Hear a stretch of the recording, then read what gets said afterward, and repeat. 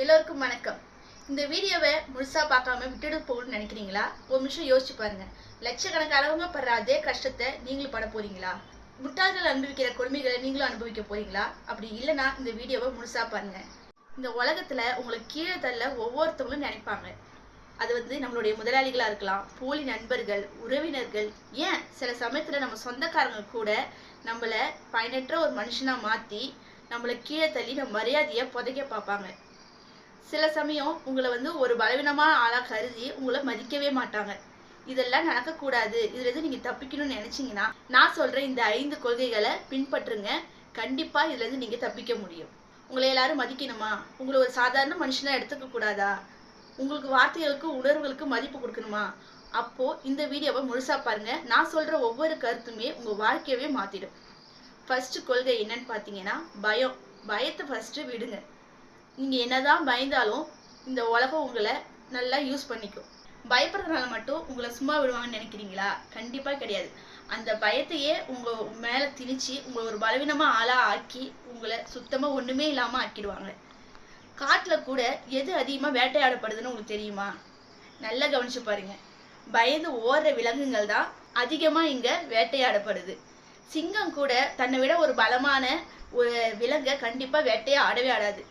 அதை விட பலம் கம்மியா இருக்கிறது கண்ணில் பட்டா போதும் சீறி பாஞ்சி அதை வேட்டையாடிடும்.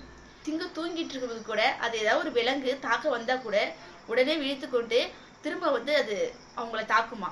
அந்த அளவுக்கு அதோட பலத்தை அது காட்டும். கொஞ்சம் கூட அது பயந்தோ பலவீனத்தையோ அது காட்டவே காட்டாது. அதே மாதிரிதான் நீங்களும். இந்த விதி மனுஷனுக்கு கண்டிப்பா பொருந்தும். நீங்க பயந்து ஓடினீங்கன்னா திரும்ப திரும்ப உங்களை அதை பயன்படுத்தி உங்களை இன்னமும் கீழே அனுப்பிட்டே தான் இருப்பாங்க தவிர ஒரு நாளும் உங்களால உயர்ந்து வரவே முடியாது. பயம் எப்போது நம்மளுக்கு ஏற்படுதுன்றத பார்ப்போம். ஃபர்ஸ்ட் விஷயம் என்னன்னு பார்த்தீங்கன்னா உங்கள் மீது ஏற்படும் சந்தேகம். அதால உங்களை நீங்க நம்பாம அந்த ஒரு பயம் நம்மளுக்கு ஏற்படும். இந்த பயன்படுத்தி இந்த போலியான பிம்பத்தை உருவாக்கி உங்களை என்ன பண்ணுவாங்கன்னா நீங்க ஒண்ணுமே இல்லை, உங்களால ஒண்ணுமே முடியாதுன்ற அளவுக்கு உங்களை கொண்டுட்டு போயிடுவாங்க.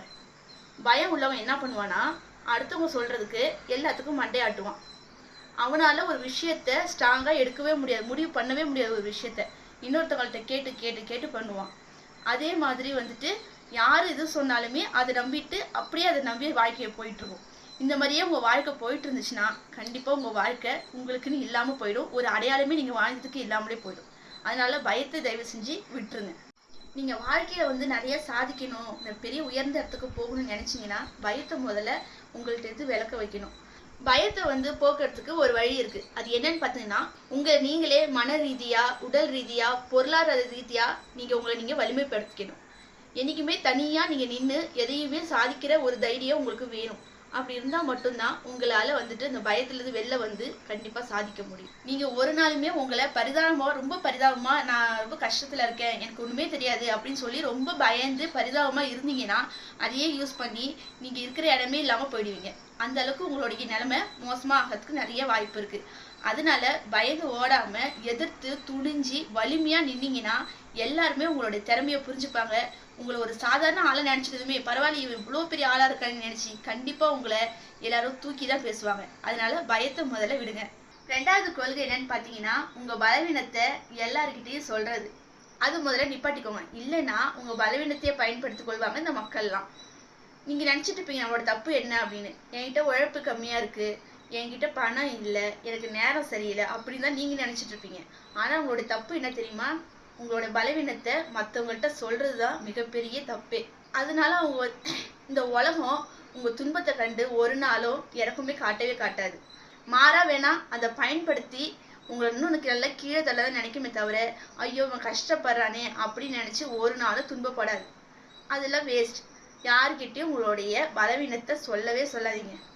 எனக்கு பணம் இல்லை, என்னை யாருமே மதிக்க மாட்டுறாங்க, எனக்கு குடும்பத்தோட சப்போர்ட் இல்லை, நான் தனியா இருந்து கஷ்டப்படுறேன் இப்படிலாம் சொல்றதுனால அவங்க உங்களுக்கு உதவாங்கன்னு நினைக்கிறீங்களா இல்லை உங்களுக்கு கேலி செய்வாங்கன்னு நினைக்கிறீங்களா? கண்டிப்பா கேலி பண்ணுவாங்க.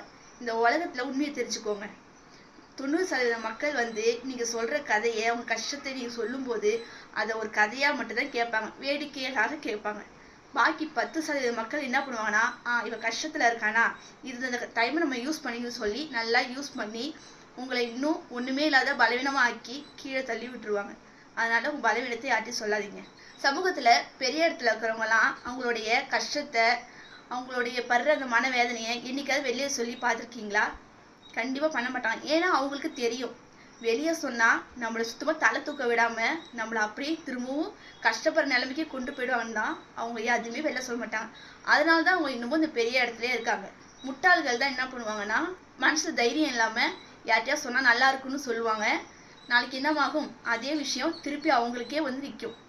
நீங்க சொல்லுவீங்க, நான் ரொம்ப கஷ்டப்படுறேன், எனக்கு உதவி யாருமே இல்லை, என்னை இப்படிலாம் பேசுறாங்க அப்படிலாம் பேசுறாங்கன்னு சொல்லி போய் சொல்லுவீங்க. நாளைக்கு அதையவே யூஸ் பண்ணி உங்களை என்ன பண்ணுவாங்கன்னா, நீ வந்து ஒண்ணுமே இல்லை, அதான் சொன்னி, அவங்க யாருமே இல்லை அப்படின்னு சொல்லி உங்களையே மட்டம் தட்டுவாங்க. அதனால ஒரு முடிவு கொண்டு வாங்க. என்ன பண்றீங்கன்னா, உங்களுக்கு என்ன கஷ்டம் வந்தாலும் உங்களுக்குள்ளே உங்க மனசுக்குள்ளே போராடுங்க. அதுக்கு பதிலடி அவங்களுக்கு கொடுக்கணும்னு நினைச்சீங்கன்னா உழைப்பாலையும் உங்க உயர்வாலையும் மட்டும்தான் திருப்பி உங்களால கொடுக்க முடியும்.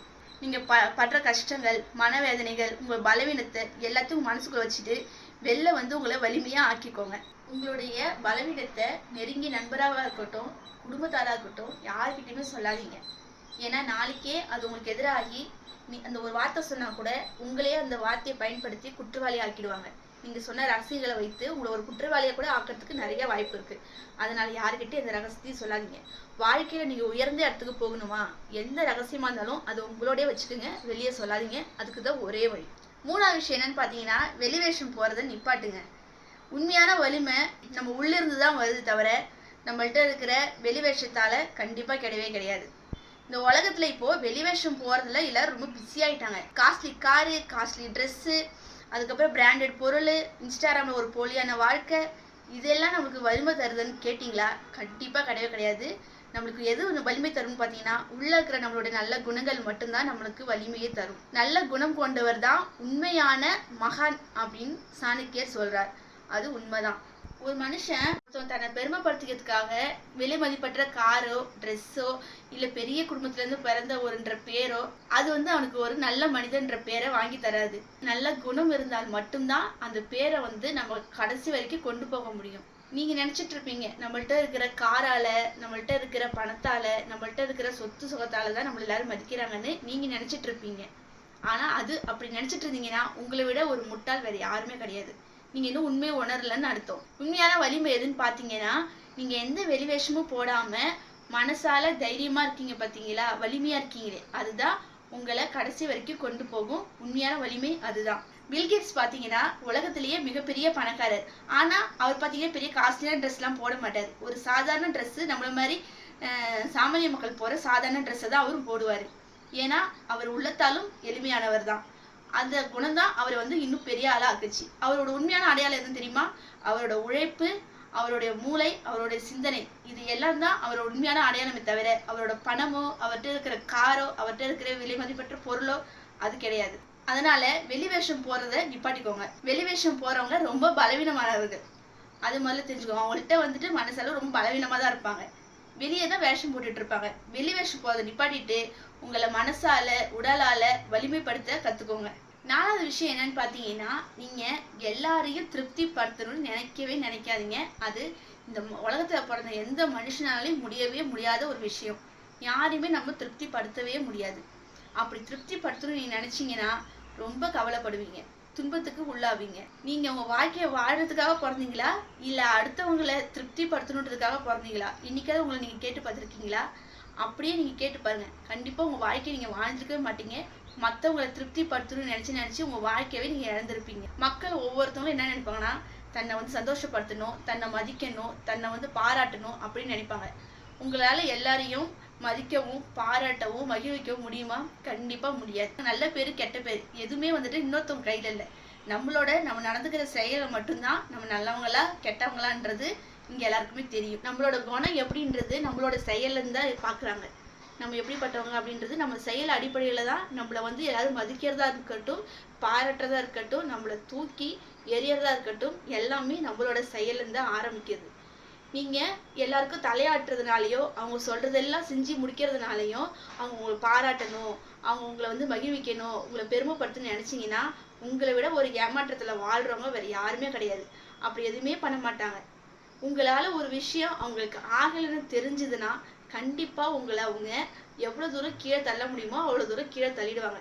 அதனால எல்லாரையும் நான் திருப்திப்படுத்துறேன், எல்லாருக்காகவும் நான் உதவுவேன், எல்லாருக்கும் நான் கூட நிற்பேன் அப்படின்னு நினைச்சு நீங்க போய் உதவுனீங்கன்னா உங்களோட உதவி அவங்களுக்கு தேவைப்படும் போது மட்டும்தான் இருக்குமே தவிர, அதுக்கப்புறம் நீங்க இருக்கிற இடம் இல்லாமலும் நீங்க வாழ்ந்த வாழ்க்கையெல்லாம் ஒண்ணுமே இல்லாமலும் சுத்தமா போயிடும். அதனால எல்லாரையும் நான் மகிழ்விக்கிறேன்னு சொல்லி உங்க வாழ்க்கையை வீணாக்கிக்காதீங்க. உங்களுக்குன்னு ஒரு தனித்திறமை இருக்கும், வலிமை இருக்கும். அதை நீங்க மேற்படுத்தி உங்களோட உழைப்புல நீங்க ரொம்ப கவனம் செலுத்துனீங்கன்னா கண்டிப்பா நீங்க ஒரு பெரிய இடத்துக்கு. கடைசி நம்மளுடைய 5வது கொள்கை என்னன்னு பாத்தீங்கன்னா, நம்மளுடைய மரியாதையை நம்ம கையில தான் நம்ம வச்சுக்கணுமே தவிர யார்கிட்டயும் நம்ம மரியாதையை நம்பி கொடுக்கவே கூடாது. அப்படி கொடுத்துட்டீங்கன்னா நீங்க ஒரு மரியாதை இல்லாத ஆளாவே இந்த சமூகத்துல வாழ ஆரம்பிச்சிருவீங்க. இந்த உலகம் உங்களை மதிக்கும், உங்களை நல்லபடியா நடத்தும், உங்களுக்கு மரியாதை கொடுக்கும் அப்படின்னு நீங்க நினைச்சீங்கன்னா நீங்க ஒரு ஏமாற்றத்தான வாழ்க்கை தான் வாழ்ந்துட்டு இருக்கீங்கன்னு நான் சொல்லுவேன். ஏன்னா மரியாதை போய் யார்கிட்டயுமே கேட்டு வாங்கவே கூடாது.